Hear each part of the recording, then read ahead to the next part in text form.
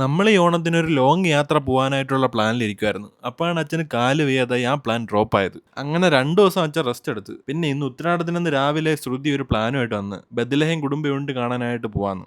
അങ്ങനെ അച്ഛന് കാല് നീട്ടിയിരുന്ന് കാണാനായിട്ട് PVRലെ ലെക്സില് ടിക്കറ്റും ബുക്ക് ചെയ്ത് നമ്മൾ രാവിലെ വീട്ടീന്ന് ഇറങ്ങി. നമ്മുടെ പുതിയ വീടിന്റെ പണി എന്തായി നോക്കാനായിട്ട് പോകുന്ന വഴിക്ക് നെടുമങ്ങാട് നിർത്തി. അങ്ങനെ ഞാനും ശ്രുതിയും കൂടെ മുകളിലോട്ട് കയറി വീടിന്റെ പണിയൊക്കെ വിലയിരുത്തിയിട്ട് നേരെ ലുലുവിലോട്ട് വിട്ട്. ലുലുവിലെത്തി വണ്ടിയൊക്കെ പാർക്ക് ചെയ്തിട്ട് നേരെ ഫുഡ് കഴിക്കാനായിട്ട് വസന്ത് ഭവനിലോട്ട് പോയി. അവിടെയാണെങ്കിൽ ദോശ ഐറ്റംസ് മാത്രമേ ഉണ്ടായിരുന്നുള്ളൂ. അങ്ങനെ നമ്മൾ മസാല ദോശയൊക്കെ മേടിച്ച് കഴിച്ചിട്ട് നേരെ PVRലോട്ട് പോയി. അങ്ങനെ അകത്ത് കയറിയിരുന്ന്. എന്നിട്ട് ശ്രുതി പോയി അച്ഛനും അമ്മയും റിക്ലൈനർ സീറ്റ് ഓപ്പറേറ്റ് ചെയ്യാനായിട്ട് പഠിപ്പിച്ചാൽ കൊടുത്ത്. അങ്ങനെ ഇന്റർവെല്ലിന് പോയിട്ട് non veg kebab plater order ചെയ്തു. നമ്മൾ എപ്പോഴൊക്കെ PVR പോകണോ അപ്പോഴൊക്കെ വാങ്ങിക്കുന്ന മെയിൻ ഐറ്റമാണ് ഈ നോൺ വെജ് കബാബ് പ്ലേറ്റർ. അങ്ങനെ മൂവി കഴിഞ്ഞ് നമുക്ക് എല്ലാവർക്കും നല്ല രീതിയിൽ ഇഷ്ടപ്പെട്ട് 2.5 മണിക്കൂർ പോയതേ അറിഞ്ഞില്ല. PVRൽ നിന്ന് പുറത്തോട്ടിറങ്ങിയപ്പോൾ ശ്രുതിക്ക് മുടി വെട്ടാനായിട്ട് ഒരു ആഗ്രഹം. അങ്ങനെ മുടി വെട്ടാനായിട്ട് ടോണി ആൻഡ് ഗെയിലോട്ട് കയറി. അങ്ങനെ മുടി വെട്ടുന്ന ആളിനോട് ഹിന്ദിയിൽ എന്തൊക്കെയോ സംസാരിച്ച് അവസാനം മുടി വെട്ടിച്ചെടുത്ത്.